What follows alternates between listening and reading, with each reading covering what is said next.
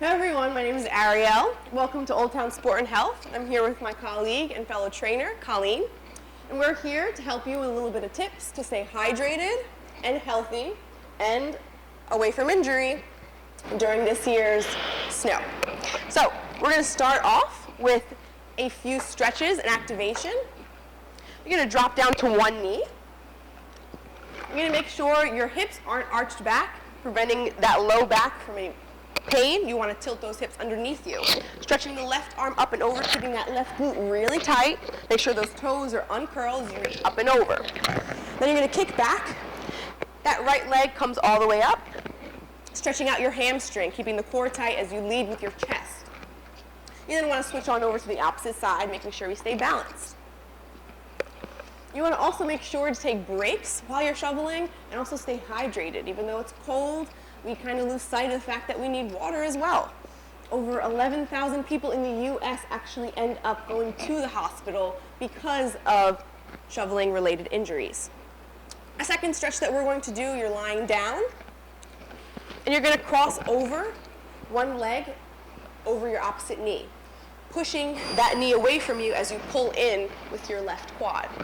You can also straighten out that left leg to get a little bit more hamstring, maintaining your low back on the ground, keeping that core tight, shoulders retract. You want to switch on over to the opposite side. And you can spend about a minute in each stretch, really warming up, starting to build fire with your breath.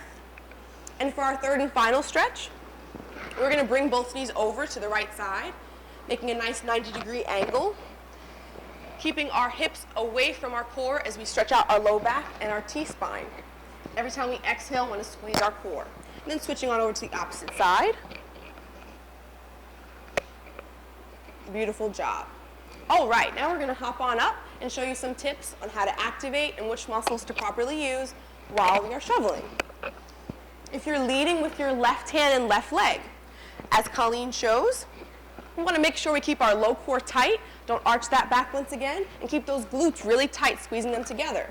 As we lift, we want to make sure we don't put too much load in our shovel. Rather do layer by layer. Wonderful. Using our core to twist away and tossing the load to the side. That's normally when we have the most injuries. Switching on over, if you want to lead with your right hand and right leg, same form, keeping those glutes tight as you squat down, and then twist away with the core. Making your workout a little bit more fun, a little bit more dynamic, while also getting the driveway clear. Wonderful job, everyone. If you have any questions, you can visit sportandhealth.com, and I hope you have a happy and healthy winter.